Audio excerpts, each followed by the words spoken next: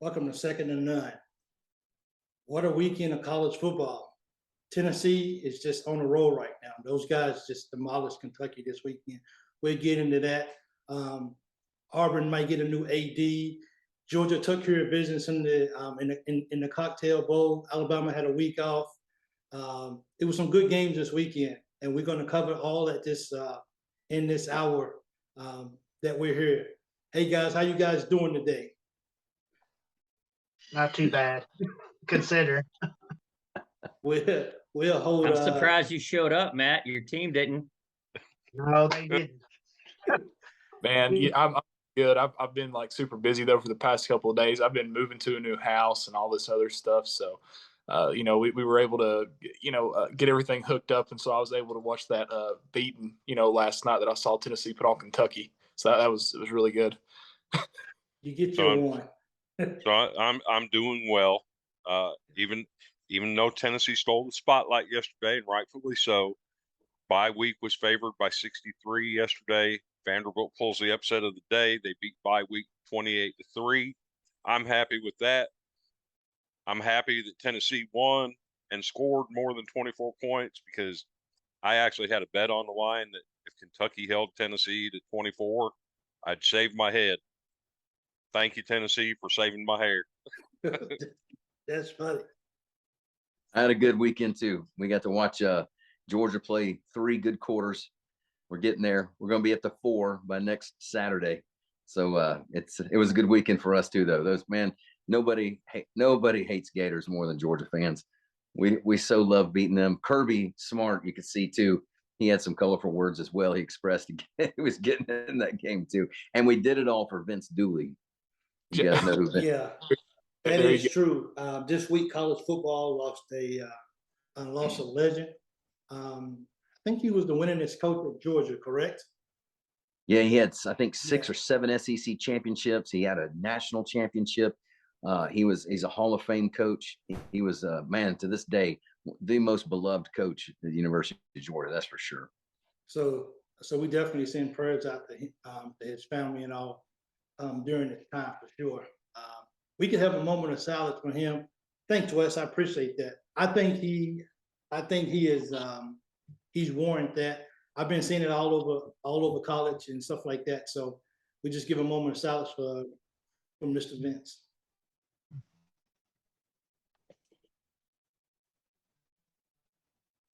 Thanks, guys. Man, I tell you, college football is really getting exciting.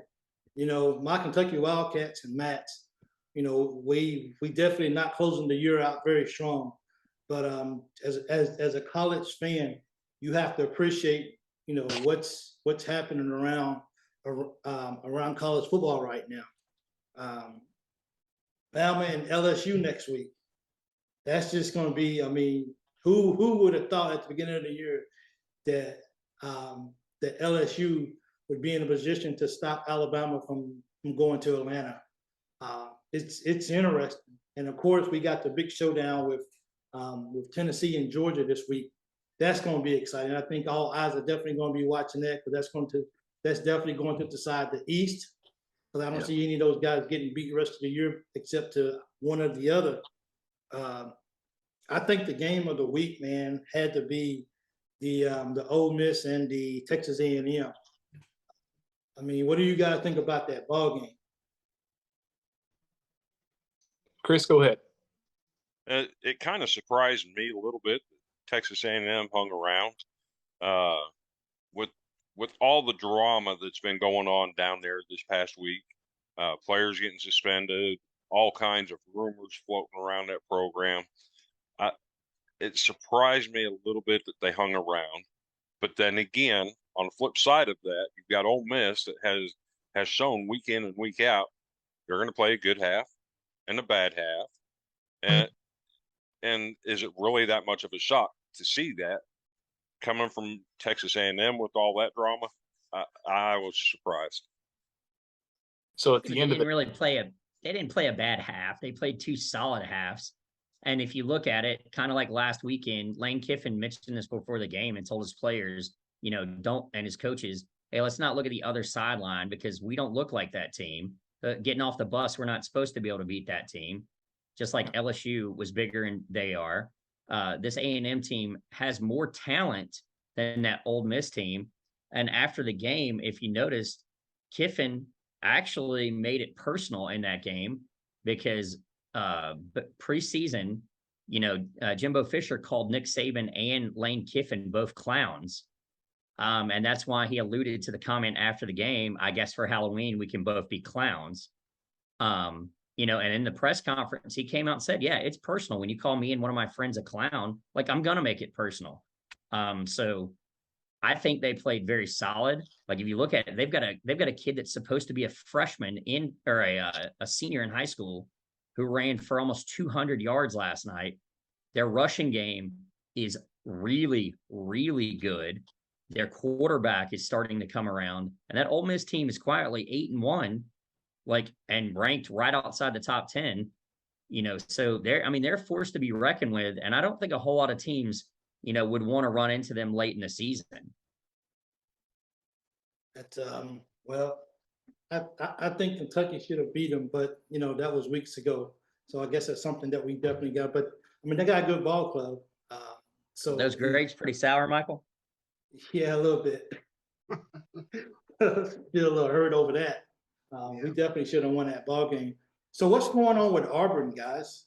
It seems to be that they're not doing well, and then they're looking for a new AD. What kind of implications is that going to be for the program, Wes? So I don't know, and I don't know how Jason feels about this one too, because we're border them on both sides. I hope that they don't get a new AD, because I'm pretty sure if they get the AD from Mississippi State, then Harson's definitely fired.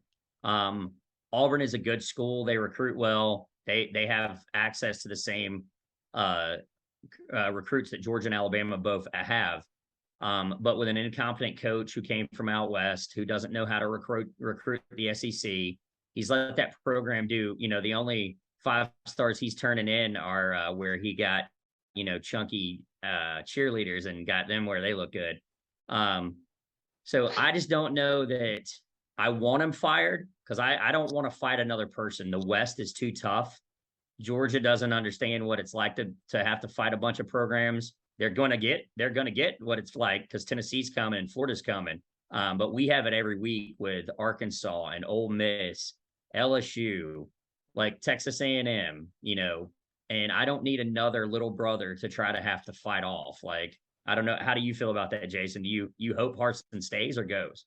Well, in all honesty, that place has been a dumpster fire since he got there. I mean, Harsin came in, he makes everybody, they can't take elevators. They have to walk the stairs. He has all these weird rules. He just recently told them they can't train. If they want to do it, they have to transfer or quit. Is what he's telling his players. It's just the most unbelievable thing.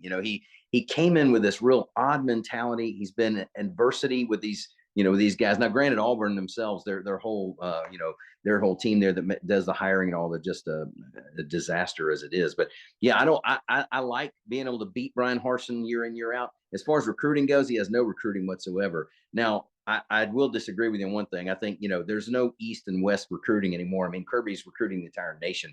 Most of our guys like Brock Bowers, we pull from California. I mean, we're taking people out of Alabama. We got George Pickens out of Alabama, I didn't mean it like that. I meant that the West at top to bottom, it's tougher. Our division is tougher, because our schools are tougher. I think it used to be that way, but I'll be honest with you. I think everybody can see right now the East is probably the toughest division in football right now. But I'm not saying that that's not been the case. You have had Alabama, LSU. That's always been a powerhouse. You're starting to see Arkansas come on a little bit, but I mean, what we're looking at right now, Auburn really never, for us, Georgia, we never have had a problem with Auburn. We beat them since the Kirby Smart era. We beat them almost every time we play them. Gus Malzahn got us one time, and that was it. But for the most part, that's been a program we've been able to beat every single time. We enjoy that. I know you guys didn't have as much luck with Gus Malzahn, the Iron Bowl, because that game just meant more, I guess, And so, for some reason, Gus was able to get Nick Saban's number. About the only coach that really was able to do that, regularly. But as far as the having Brian Harsin there, I personally want to see better competition. I have this thought. I like to have a coach that can raise the level of excellence in everything we do. I'm not one to be like, like I was a little worried who they're going to bring in at Florida, to be honest with you. And I think Billy Napier was a great choice, but not to get too far off the Auburn question here. But I mean, I do want to see the level of excellence raised. I want the competition good. But I get your point, though, is that it's easy to recruit against him. That's for sure. Somebody else, if they bring a Dan Mullen or somebody like that in there, maybe we're looking at a different story, but still. Well, Mullen that guy, doesn't like to recruit. That's the reason Mullen doesn't have a job, because he doesn't put an emphasis on recruiting. That's Mullen right. is an X's and O coach, better than almost everybody that we've got on this call. Like Mullen is a better coach when it comes to X's and O's than Kirby and Nick. He just doesn't. He hates to recruit and will not put an emphasis on recruiting. Exactly. So I didn't know that. I didn't know that little information about Mullen. So like, what does he do? He just relies on recruiting coaches to go out and recruit for him, or how does he do that? And he's been that's been a knock on him at Mississippi State. That was a knock on him at Florida. That was actually a knock on him at coordinator at Florida as well. So and that's the reason he's as few weeks ago he was coaching a high school football team in Georgia. Wow. Right. I mean, at this level, how do you get by like that, though? I mean, how do you get by and you don't want to recruit, but you keep getting? Well, you get by when you have had quarterbacks like Tim Tebow, whose backup was Cam Newton, by the way. Okay. And then you go to Mississippi State and your quarterbacks are Dak Prescott. Okay. So that's how you get by. Okay, Chris, what you got? I was just going to say, I think it's an interesting dynamic and how it affects the entire SEC West if they get the AD that is rumored to be out there that has finalized a deal with them, and that's John Cohen from Mississippi State. What does that do to that school going forward and who they bring in? It's a compounding effect conference-wide. Well, that's definitely going to be interesting to watch how that actually flows out. And just from seeing the headlines and stuff, it looks like it's almost done in a sense. I mean, everything is really pointing towards him going to be the AD. So that's something that. But is that the kind of chaos you really want at this particular part of the year, or have they already had enough chaos already that it's not really going to affect anything? I think Sam Pittman got Brian Harsin fired Saturday. That's my hot take. I think Sam Pittman and Arkansas, that was a game they never lose. I think there was some huge history going back of them never losing that game. I think that was a straw that broke the camel's back. Anybody else? So you want to know what Brian Harsin said in his press conference? We're just not that good. What kind of a head coach says we're just not that good? Not a very good one, dude. No, I disagree with that. Like at this time of the year, get your butt back to Boise State where you belong. You don't belong in the SEC. I'm sorry. Yeah, I agree with that. Like he's outmanned, outclassed, like everything. Sometimes as a coach, you have to own where your program is at. If you take Clark Lee, for instance, we got beat by Missouri. He absolutely owned it by saying, look, we're trying to rebuild this program. That's different. This is what it looks like. We're not there. And it's okay sometimes to say you're not very good if you're taking a realistic approach. Yeah, and a lot of times he's not necessarily talking to the media through these press conferences. If you listen, go back through the years when we've had tough losses, Nick Saban isn't talking the rat poison to everybody else. He's talking through the media to his team. And if you're telling your team you're not that good right now, he's not necessarily talking to you and I or everybody else. He's talking to his team and letting them know you need to man up. You need to find out if you deserve to play in the SEC. And right now you don't. So you better do something this week on the practice field, in the weight room, somewhere else, because there's actually a recruiting class coming behind you, and we'll replace you. See, the leadership is the lid, guys. To me, every good coach, every good leader will take responsibility. If that team's not that good, that's the coach's fault.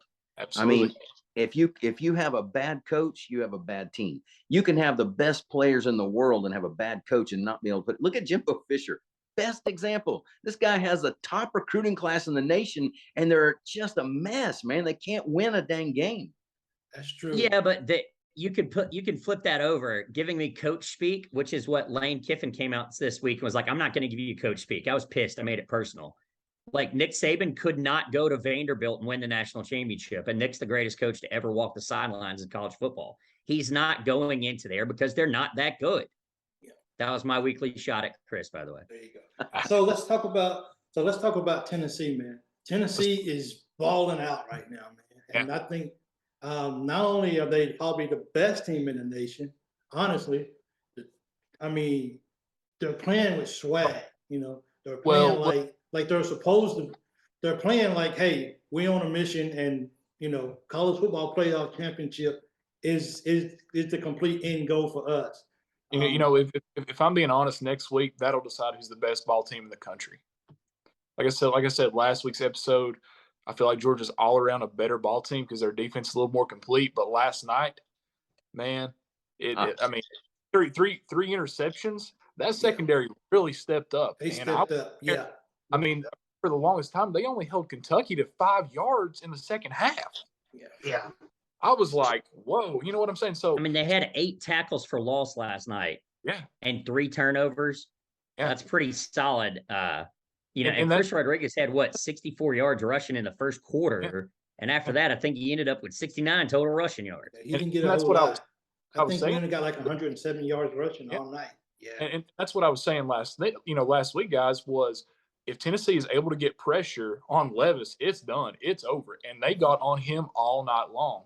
And, you know, and like I said, the secondary really stepped up a lot. So I was really excited to see that. They stopped C-Rod. Is C-Rod hurt? I saw maybe something that he was hurt. You know what? It looked like. Go ahead, Matt. I was just going to say Tennessee played a great game last night. You know, their secondary was, you know, what you would ask for in a defensive team. Mm-hmm. It was great. I think I did see Rodriguez when he was on the sideline because early in the game he actually had to come out of the game, which you don't really see that. Especially he might be tired or whatever, but he did actually come. But even with him coming out of the game, you guys still just manhandle Kentucky, and even you know 3 interceptions, those tackle for losses. It was horrible. I'll be completely honest with you. I was not expecting this 44-6 score. I wasn't expecting that one single bit. I was expecting to get maybe a 10-point game, maybe a touchdown game, but I was not expecting this big of a score differential. This Tennessee team, like you said, Michael, is on a mission. And buddy, next week Georgia's on the you know, they're up now. So it's time to go against this Georgia team, which is number 1 right now in the country. Yeah. And see really what Tennessee's made of. You know, it's down in that. I think. I'm sorry, So go ahead. that's what's going to make it. I tell you what I think. I think I watched that Tennessee team, Dustin, and I thought to myself, this is so much. This has all the feels of a 2019 LSU team. Their defense was lacking, and something happened, and I saw it last night. It's the confidence that this offense brings. Man, the defense it's like they just sucked them up with them. It's like they pulled them into their little bubble, and all of a sudden, man, they were playing like a whole team of 5 stars. It was unreal. I mean, the team came together in a way that has me a little concerned. I'll be honest with you. Now, this is the one thing I do think. I think when you guys, I'm sorry, Jason, to cut you off. This is actually what I want to do. You have 30 seconds to tell me how you guys beat Tennessee next week. Ready? Go. Okay. This is the only chance we have, I feel like. You guys have the momentum. You've got the juju. You've got everything rolling here, but you're coming in to Sanford Stadium. You're coming in between the hedges.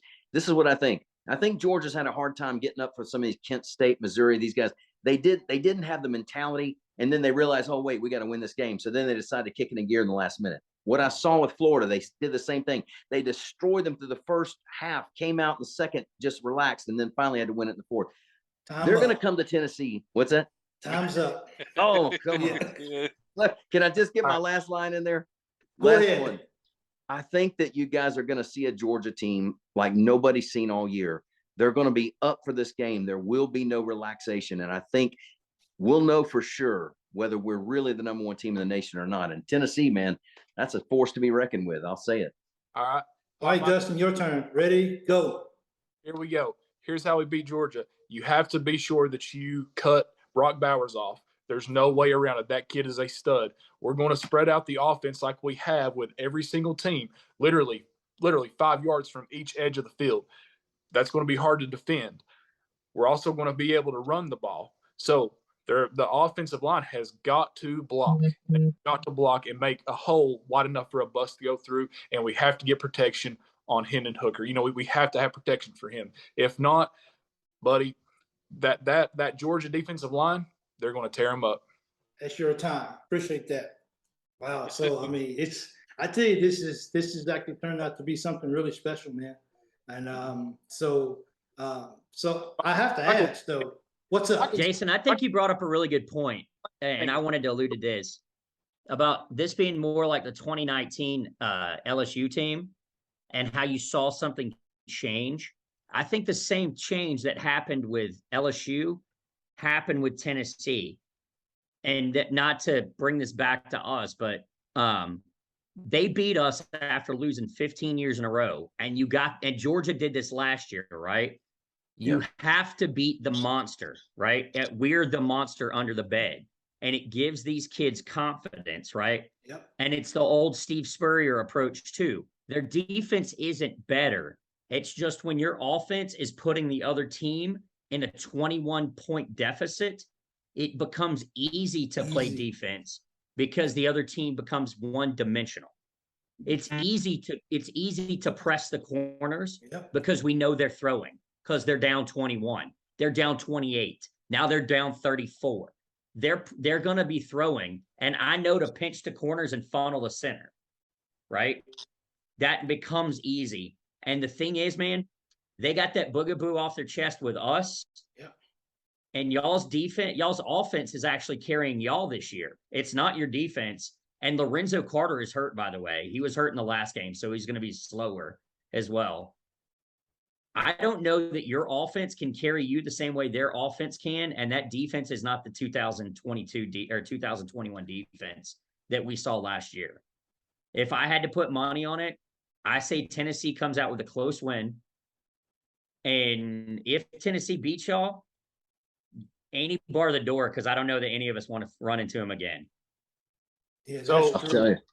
if I could say one last thing real quick, if you would have told me at the beginning of the season that we would be 8-0, about to be facing Georgia, ranked number 1, number 2, I would have laughed in your face. This right here, this is the most magical time that I have ever had as I'm just telling you. And it's amazing. I love it. You know, I hope this success continues because you know why?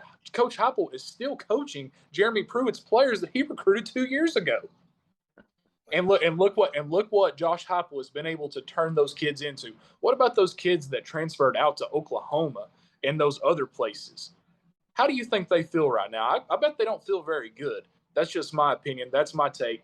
I'm tickled to death. I mean, 23 years, guys. We've not had this good of a start since 1998, which was the last time Tennessee won the national championship. And you know what? If Hendon Hooker happens to win a Heisman this year, and it's very likely that he very well could, well, they better start looking for another street to name. I mean, I don't know if you'd want to call it Hooker Corner or Hooker Highway. Who's on that Hooker Corner? but you know what I'm saying. Hooker is playing really, really well this year. You know, Jalen Hyatt, he's really stepped up. It was really good to see Cedric Tillman back last night, and then also Brew McCoy. So I'm really stoked for this Georgia-Tennessee matchup. This camp 1 and 2, guys. I mean, can you imagine? If you would have actually, I can't because that happens regularly as an Alabama fan. I'm talking about though for Tennessee. This has not happened since the late '90s. So that's why I'm so excited. By the way, as an Alabama guy, I just want everybody to give me credit. Dustin, who was the first person on this call to start trumpeting the Hendon Hooker for Heisman, and it wasn't before they beat Alabama. It was weeks before they beat us. Yeah, that was you. That was you. I was riding that Hooker like nobody's business. Yeah. So Matt, who you got? Matt, who's gonna win that game? Georgia or Tennessee? either one of them could win it all. I guess I'm gonna go with Tennessee. Chris, who do you got, Georgia or Tennessee? I think Tennessee does way too much offensively with their motions and moving people around pre-snap that it's going to confuse a lot of players on the Georgia defense. I have to go with Tennessee. And to touch on Wes's point about a Heisman Trophy, I'm starting to trumpet somebody else for a Heisman Trophy that should be in the top 5 that I don't think he currently is. Jalen Hyatt is a monster catching the ball and running those routes for Tennessee. I think he deserves mention as a Heisman candidate. Well, Don't disagree. Hey, he has the most touchdowns in a 4-week period, tying Devonta Smith as the most touchdowns by a receiver in a 4-week period in the SEC over the last 25 years. Well, That- it is easy for him to score touchdowns when the guys are not even over at Garden. So I mean, Jason, are you taking the hometown Bulldogs in this matchup? Without a doubt. Yeah. Guys, without a doubt. So here's the thing. First of all, that 2021 defense was historical. There's no doubt. Yeah. But we do have Jalen Carter. I don't know who Lorenzo Carter is. We have Jalen Carter. I'm sorry. Number 88. He's right there in the middle, healthy. We had him in Florida. He's going to be there for this next game as well. We think we're going to have AD Mitchell back as well. Guys, we've got what it takes. There's no doubt. I'll promise you that this will not be this game. We will be able to win this game if we get up and ready for it. And I believe that they will. I think Tennessee is going to face a Georgia team like nobody's faced all season. This team is not overlooking Tennessee. They got the hype, and they're coming into Sanford Stadium, guys. We also have the home field advantage. I mean, Georgia never loses at home. We just don't. It's just not something we do. That crowd is going to be wild and loud. It's a 3:30 crowd, guys. I don't know if you know anything about Georgia or not, but that's our best time frame. We're not a nighttime guy. We are a 3:30. That is our best time to play. And I'm telling you, I think Tennessee's coming in with a little bit of they can't help it. There's a little arrogance there, and rightfully so. I won't take that from them. I think if they're not careful, they're going to overlook Georgia and think they're going to steamroll us like they did Kentucky, and that's just not going to happen. No. So Georgia over the past, Georgia on the season has a 0 turnover margin, and over the last 4 games, they have a -6 turnover margin, right? Also, Georgia, because I have a degree from that school as well, 3:30 is a tough time. 12 and 3 are tough times to play at Georgia because half the stadium is engulfed in the sun, and the old heads are sitting on their hands. That's the reason it's 93,000 of the quietest fans I've ever heard. No. You haven't been there in a while, apparently. When's the last game you went to? So Jason, Last year. last time that Tennessee beat Georgia was in fact in Sanford Stadium. I know you remember that 2006. It was a long time ago. And it was a 3:30 kick, by the way. It was a 3:30 kick on CBS. Under Kirby Smart, the 3:30 time frame is our sweet spot. So here's the thing. Tennessee is not looking over Georgia. 30 seconds, Dustin. I was going to say Tennessee is not looking over Georgia. They're the number 1 team in the country for a reason. So why you don't overlook number 1? Exactly. Why would we overlook Georgia? Now Kentucky, I could understand. We just give them a spanking like we always do every season. I thought Kentucky was going to be your trap game, by the way. Hey, next topic. Thank you, Dustin. Hey, so will Vandy, would they end the streak this week? Will they actually get their first SEC win in years? Will they? Do you guys? Yes or no? Does Vandy end the streak this week by being in South Carolina? I think it is, right? Yeah. It's at Nashville. We're tired of losing. South Carolina is really not very good. I think Vanderbilt beats them. Look, you can laugh all you want to. We should have beat Missouri. We left 13 points on the field. We missed 2 field goals and threw an interception on first down at the 10-yard line. South Carolina was nowhere in that game with Missouri. Yeah, true. That tells me Vanderbilt's a better team than South Carolina.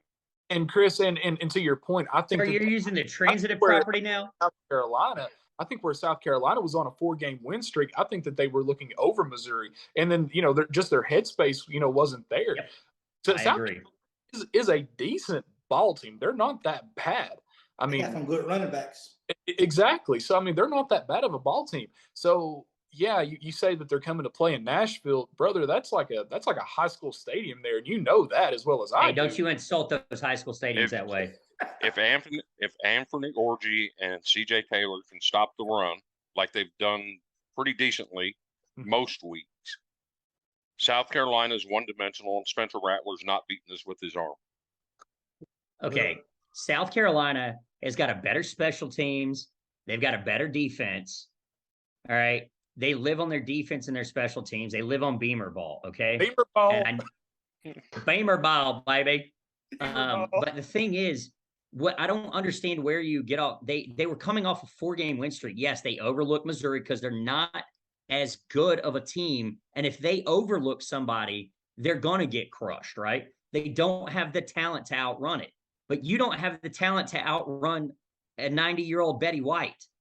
Like, that's the difference, man. You're just, I'm sorry, man. You're just not good this year. Yes. Now you're making me laugh. There's a fat man behind you. But that's the thing, dude. You're not a good ball club, and you're not gonna end the streak this week. I'm sorry, man. I wish you were a fan of another team, so when you talk smack, it actually mattered. I just like listening to you flap your gums now. So I'm not in any way saying that Vanderbilt's a good ball club. I think we can do things schematically and on the field to beat South Carolina, because what we've seen is Marcus Satterfield is not a very good offensive coordinator. He calls the same stupid junk every single week. They're very predictable. And I believe that Vanderbilt can and will beat South Carolina.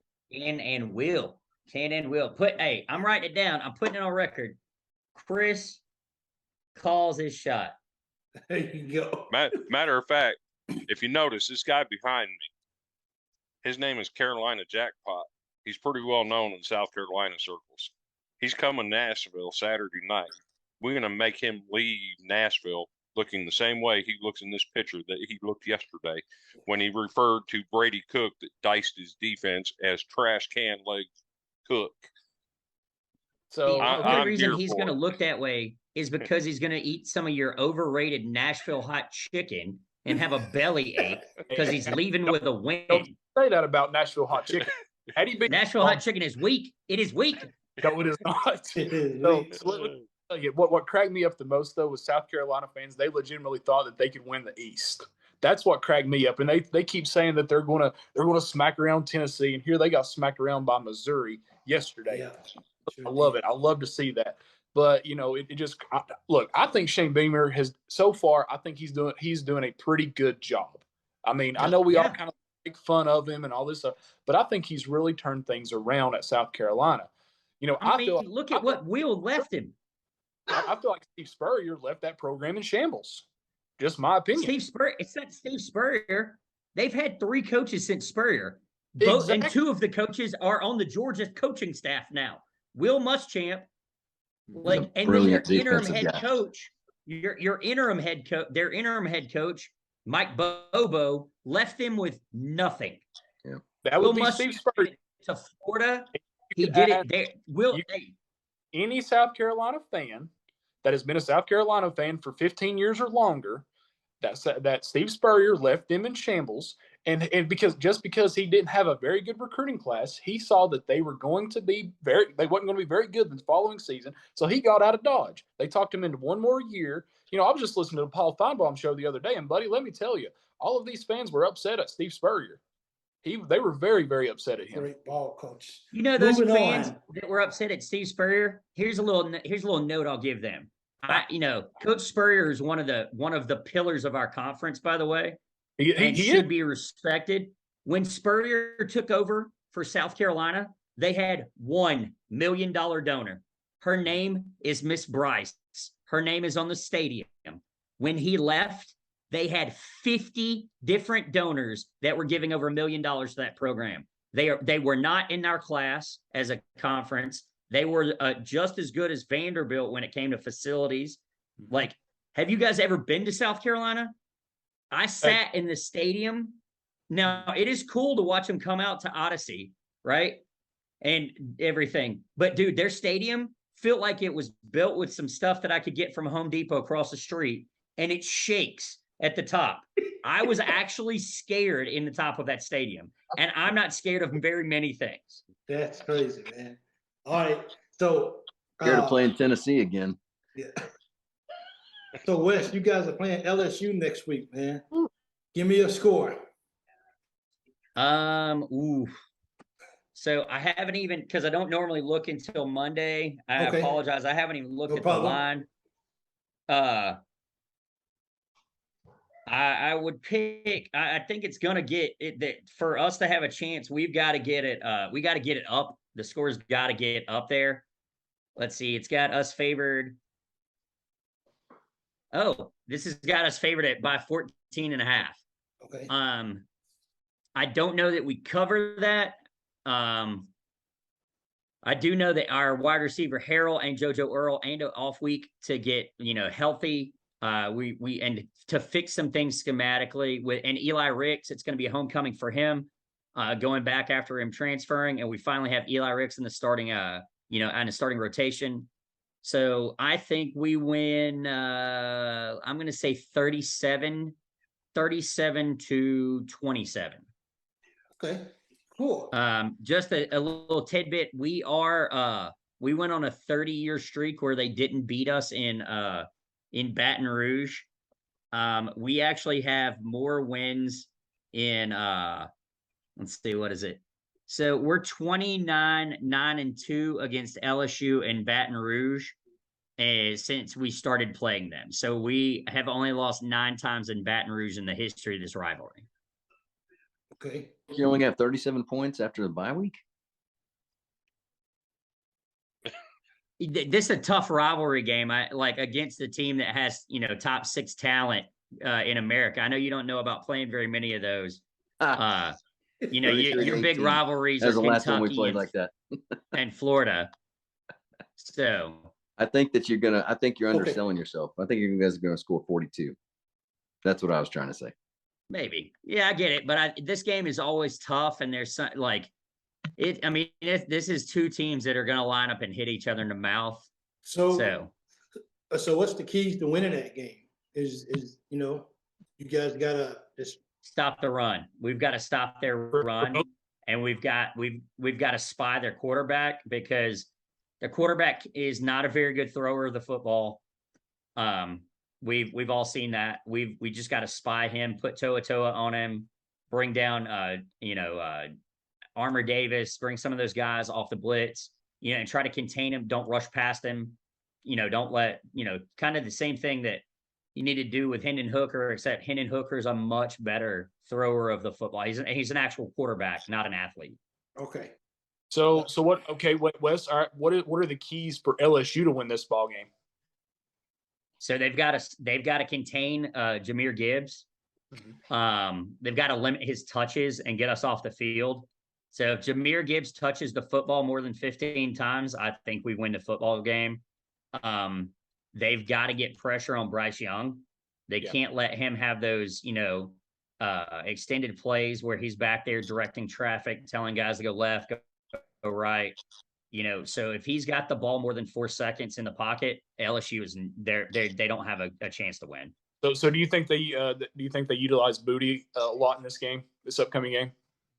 So that's the thing. I think they're going to try, but I'm not sure that Daniels, their quarterback, is good. Jaden Daniels is quite good enough to get him the ball because as Nick Saban coach team, we know who their best player is. We're going to try to take that away from him and say, you can beat us with someone else. Gotcha. Good. So let's ask this question. Everyone just give me. I was going to say, coming weekend, it's so exciting, right? Because this coming weekend, you got Bama and LSU, you got Tennessee and Georgia. These 2 games not only have SEC implications, this has college football implications. Yeah, Tennessee could very well see LSU again, and Tennessee could very well see Alabama again. Georgia, a rematch between Alabama and Georgia, that would be exciting. So these 2 games this coming weekend, it's huge. It's big, man. I don't think I know a lot of people they realize, but just for us, how exciting this really is this coming weekend. Let me ask this, Chris. What you got? I'm going to make a bold prediction right here on Alabama and LSU. when that game starts, Brian Kelly's going to look across the field, see those Alabama jerseys, see Nick Saban standing on the sideline. He's going to pee down his leg just like he always has. Yep. There's no way Brian Kelly's beating Nick Saban. I don't see it happening. I think Alabama wins big, 42-20. Wow. Yeah. I seem pretty reasonable. So tomorrow, Tuesday night, I think it is, right? Give me your who's gonna be in the top four, or what is the top five, top six? They do top six, yes. Top Maybe. six come Tuesday night. Wes, start with you. Are you asking who I think they're going to put in there, or who Yeah. would I put in there? Who you think they're gonna put in there? I think the top six is going to be Tennessee, UGA, Ohio State, Clemson, Alabama, and Michigan. Now, Okay. if I were seeding it personally, Yeah. I would have Tennessee 1, UGA 2, Ohio State 3, Clemson at 4. I'd put Alabama at 5, and I would put TCU at number 6. Yes. I agree with that. Okay. Totally. Okay. Chris, what's your top six, or what do you think they're gonna put in? Top three is debatable. It's going to be Tennessee, Ohio State, Georgia in any particular order. Then you're going to get your Clemson. I believe that they're going to put Alabama ahead of Michigan just because history tells us they're a better program. And then They I are. do think that they put TCU in the top six up in there because, you know, you got to give them respect, whether you think they're that good or not. You have to give them the respect that they are an unbeaten team right now. Awesome. I can't believe that they're not gonna put an undefeated Michigan in there. Like, I think Alabama will be 6 when you look at it, just because they have to justify the undefeated Midwest vote, and they're not putting TCU over either of those programs. Matt, And who you could be got? very well Get right. away from that trophy. You have no business near it. I'll say that it'd be Georgia, Tennessee, Clemson.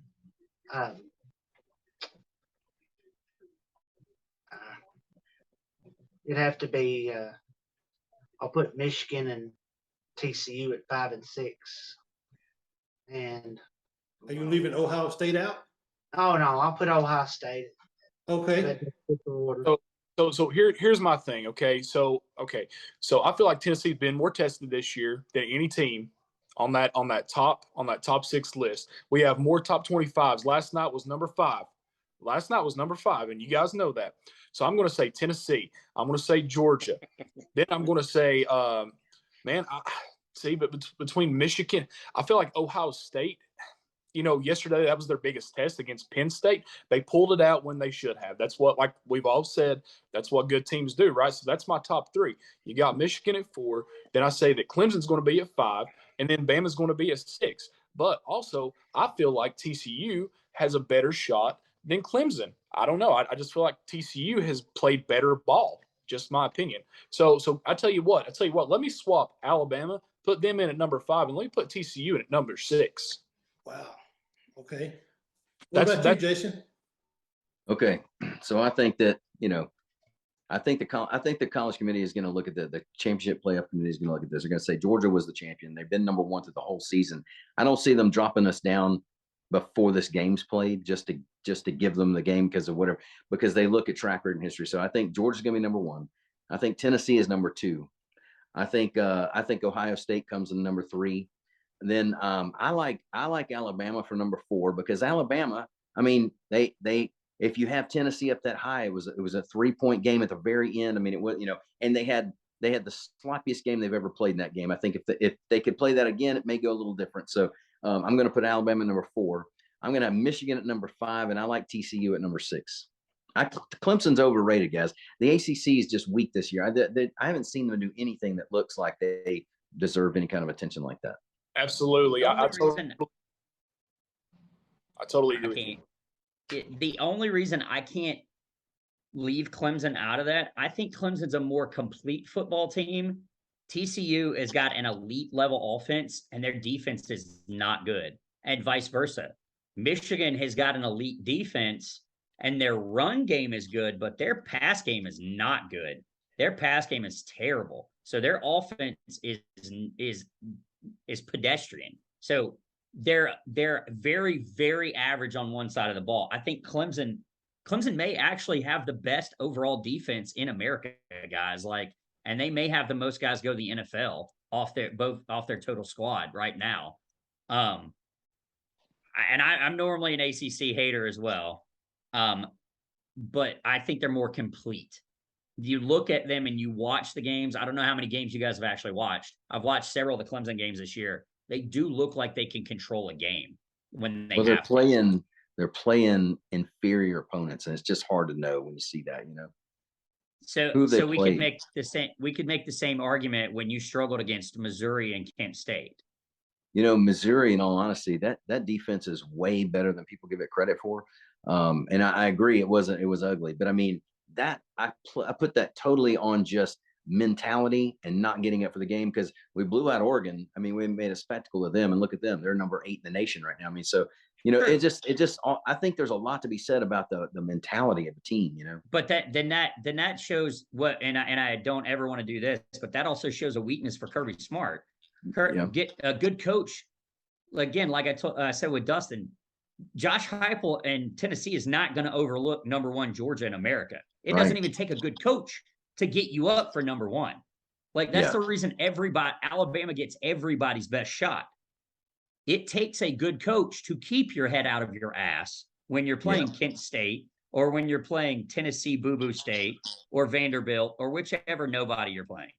We saw that with Alabama last year, though. They struggled with an Auburn team, went all the way into overtime. You know, Alabama had the same issues, and I've seen where that team should have been so much better in certain situations that they weren't. And I think it was the same thing Georgia struggles with, because, you know, honestly, Nick Saban and Kirby Smart are a lot alike. They try to motivate their team, but you get these young players, and man, you just can't make them have that mentality, you know?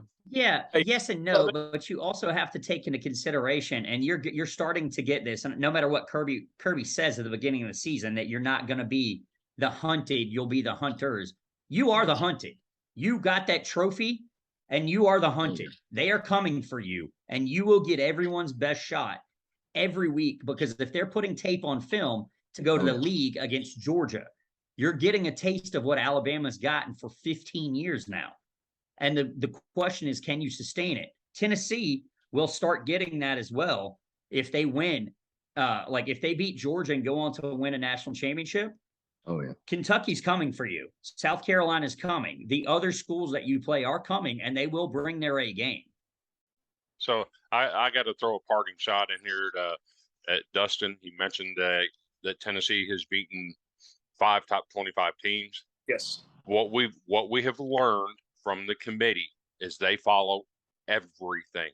Mm-hmm. They follow, doesn't matter who you play, they follow that team's results. Congratulations, you beat a Pittsburgh that everybody's beaten. They are not ranked. You beat Florida, everybody's beating them. They are not ranked. You have 2 current ranked wins. I disagree with true. Who are Florida's 4 losses to, by the way? No. Hold on.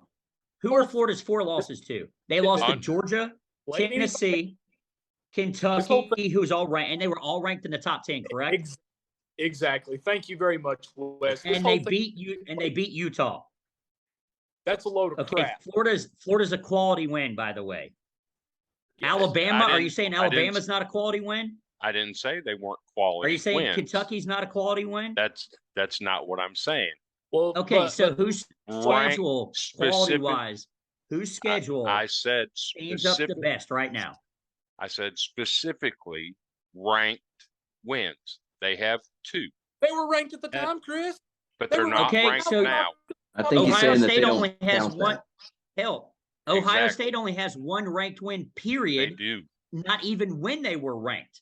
They only have 1 ranked win total. And that win doesn't look so hot now, does it? They get national media bias. But what I'm saying is the committee looks at all of it.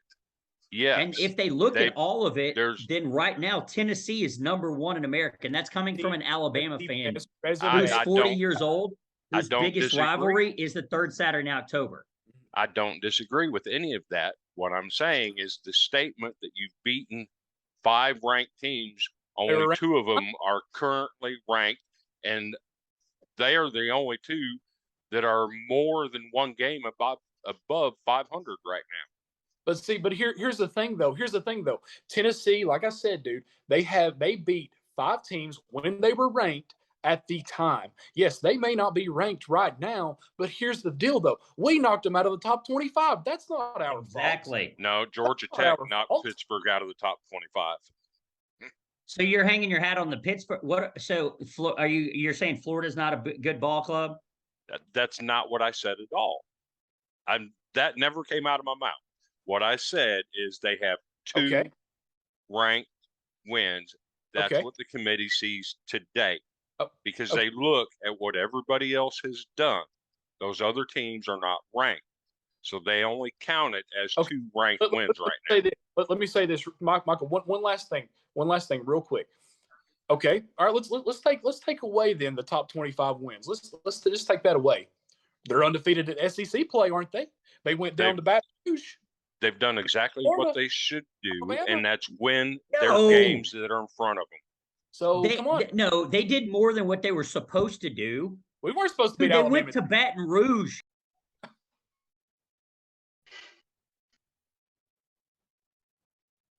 You muted yourself, Wes. Or God did it for us. Hey, Mike, you muted yourself, by the way. You're muted, by the way, buddy. Sorry. Hey, Jason, did you get a chance to do your 6? Because I know Dustin did. What's Yes, your I 6, did. Jason? Oh, you did.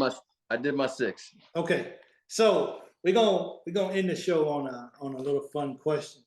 What holiday best represents your college? Are we doing ours or are we doing somebody else's? Now, just do your own. Yeah, and we'll start with you, Dustin. What holiday is yours? I'll tell you what, man. Give me Christmas this year because we're getting a lot of wins that we weren't expecting this year. So give me Christmas. I can't think of a better holiday right now than describe this Tennessee program than a Christmas holiday. It's the most exciting time of the year. So why not, man? It's an exciting time to be a Tennessee fan. Matt, which holiday represents your school? Probably it would have to be in April, because usually if Kentucky makes it to a Final Four, in basketball, that's usually a good chance. Oh no, this is football talk. So you're saying April because everybody thought they were good. April Fools, huh? Now they're showing their true colors. April Fools, got you. Chris, correctly, Wes called this. He called this early in the season. They always start strong and they kind of just fade off. Yeah, unfortunately. So hopefully we can finish strong. Chris, what holiday is Vandy? See, I'm not sure if it actually qualifies as a holiday, but there is a specific day every year in February called Groundhog Day. Okay. We get the same thing from Vanderbilt year in and year out. It never changes. It's the same thing over and over again and repetitive. So I'm taking Groundhog Day. I thought you were going to say Flag Day. It's not really a holiday, and we don't get off work for it. Jason. I'm going to say Georgia reminds me of Memorial Day because we are remembering what our Warriors did last year. 33-18 will always be branded on us. We are about to repeat this year. And I'm telling you, man, it looks like we're just going to Memorial Day. That's who we are. And Wes. Well, I guess I'm going to have to, because we carry the conference. We're the pride of this conference. We built this thing. It's on our back. Independence. We're the 4th of July. I knew it was coming, man. We are the Patriots. We're the Patriots. We're the ones that will fight. We'll go into battle and fight the rest of the conferences, and we actually will bring home the championships. So, roll Tide, Paul. So I'm actually surprised that Dustin didn't take New Year's, because it's something new, and they got all the fireworks that go off when something new is ushered in. That offense is showing them fireworks, and they are new. Welcome to the club. Well, he could have very well done. That was my second choice. But Michael, how would you describe Kentucky? I really am curious. Oh yeah. Kentucky football, and well, because I knew Matt was going to be here, so I didn't put too much thought into it. But if we're actually looking at Kentucky at a holiday, wow, we would probably have to be after last night. We're Halloween because we played. Very odd, isn't it? Yeah, but it was scary last night for sure. Yeah. Man, hey man, they played the spooky Rocky Top. That was sweet, man. They done the big pumpkin on the field. They come out in the black jersey. Boy, it looked good, didn't it? Yeah, that looks Man, Hey, hey, those orange respect. lights and Those- the fireworks popping off. oh, It was actually kind of cool. Yeah, That you guys was did was a show. Yeah, that was you a guys show, did it man. right last night, and I think our guys was kind of in a culture shock. Like, man, like especially our freshmen and stuff like that. It was like 40,000 more people than what we got. So I think it had a lot to do with that last night. So for me, last night's spectacle at Knoxville, if they can replicate that every single week, moves to the top of the food chain over top of Sandstorm at South Carolina. yeah. That's something big. Well, Oh, I What's don't know if you guys have been. So probably the coolest thing that I've seen, and I've been to, like I said, I've been to all the stadiums except for Missouri and A&M because they entered. Arkansas is the only stadium before those two entered that I haven't been to. LSU does something, guys. It is the coolest thing. I don't care who you pull for. And those 3:30 games, the sun comes and it sets behind the stadium off of the river, and you can see it, and they will literally stop the game. And this guy comes over the PA and he's like, "The sun has found its final resting place in the western sky. It is officially Saturday night in Death Valley." And they go freaking bananas. I mean, it is crazy. that's People cool, start man. throwing their drinks. Like every game I've ever been to, they do it, and it is nuts. That's That would awesome. be- Awesome, I man. definitely gotta go check it out. So I appreciate you guys coming through, hanging out with me today, man, for Second to None. It's been a really good show. We had fun today, some good laughs. Vandy is still pretending like Vandy. Vandy. Vandy is still being Vandy. Big showdown this week between Tennessee and Georgia. Alabama got a big one going into LSU. Kentucky, well, we got to beat Missouri, man. We Hey, just Michael, I have one last thing, buddy. The line for the Tennessee game just come out, and it's it's the Tennessee Georgia game. yeah 8.5. That's what the line is right now. 8.5 points. in favor of Tennessee. Georgia's favored 8.5 points. Oh wow, Wow, man. that's good. That dropped by 4 points overnight because Yeah. Hershberg Well, was say- talking about it last night. He said the early 12. peak line was 12. Yeah. So that's gonna drop. I bet you the money will move on that too. Likely. Oh yeah. That is wow. It's going to be Also- the game of the season, guys. I don't think there's going to be a better game this season than that game. It's a top 3 matchup. First time since 1984 that we've had one there in Athens. That's going to be a championship game right there in the middle of the season. I mean, I don't know though if you can top that Bama Tennessee I game. don't I mean, know, that man. Alabama Yeah, Tennessee that was game. good. yeah, but this one means Oh, more. buddy. You know what I'm saying? This Yeah. one means more. I guess so. Yeah. Yeah. How I can guess this you could one say. mean more? This one means more because it means that the East. I mean, this decides the East. This is number 1, number 3. That was like number, I don't know, what was it, 2 and 6 at the time or Two something is like that. I next, mean, yeah. this is a top 5 match. I mean, it just that's Well, this is what I'm saying. Number 1 and number 2 right here. Yeah, number exactly. It's going to be the game of the year. I'm telling you. This is going to decide who's pretty much going Sorry, to Mike. Atlanta. Be interested to know. No, it's cool. Also, we're affiliated with Southern Boys Sports. They have their podcast. They're on Twitter. Go check them out at Southern Boys Sports on Twitter. Those guys, man, I tell you, those guys are out of Nashville, and those guys are really doing some pretty big things, man, and they're pretty hungry to really get out there and really get college sports out there. So definitely go check out Southern Boys Sports on Twitter. They have a podcast. I'm pretty sure you can check those guys out too as well. But thank you once again for joining Second to None. All you guys, I appreciate it. I'm Michael, and we're out, man. Y'all have a good weekend. You too. See-